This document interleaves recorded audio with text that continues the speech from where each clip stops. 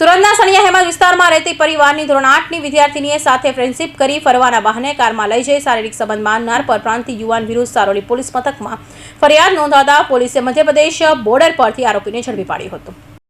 સુરત શહેરના છેવાડાના સણિયા હેમત ગામ વિસ્તારમાં રહેતા મૂળ સૌરાષ્ટ્રીયની પરિવારની ધોરણ 8માં અભ્યાસ કરતી કિશોરીને 2 દિવસ અગાઉ પેટમાં દુખાવો થયો હતો, જેથી તેની માતાને કહ્યું હતું કે છેલ્લા 3 મહિનાથી માસિક આવતું બંધ થઈ ગયું છે અને પેટમાં દુખાવો થાય છે. જેથી પુત્રીએ માતા પર્વત પાટિયાની ખાનગી હોસ્પિટલમાં લઈ ગઈ હતી, જ્યાં ચેકઅપ દરમિયાન ડોક્ટરે તેણીને 3 મહિનાનો ગર્ભ હોવાનું જણાવતા માતા ચોંકી ગઈ હતી.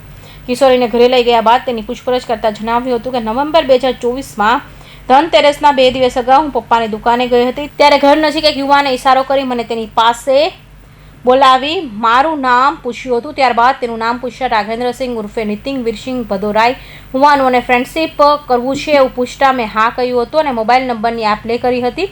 ત્યારબાદ અમે બંને નિયમિત રીતે વાત કરતા હતા અને ધનતેરસના દિવસે સાંજે મને શુભમ ઇન્ડસ્ટ્રીની પાછળ મળવા બોલાવી હતી, જ્યાંથી વાત કરવાના બહાને કારમાં બેસાડી આઉટર રિંગ રોડ ઉપર અવાવરૂ જગ્યાએ લઈ જઈ શારીરિક અડપલા સાથે શરીર સંબંધ બાંધ્યા હતા.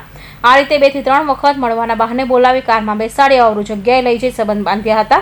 આ મામલે કિશોરીના પિતાએ પોલીસ ફરિયાદ નોંધાવતા પોલીસે ગુનો નોંધી આરોપીને પકડવા તજવીજ હાથ ધરી હતી. ત્યારે પોલીસે મધ્યપ્રદેશના બોર્ડર પરથી આરોપીને ઝડપી પાડ્યો હતો. Bureau report NTV news Surat.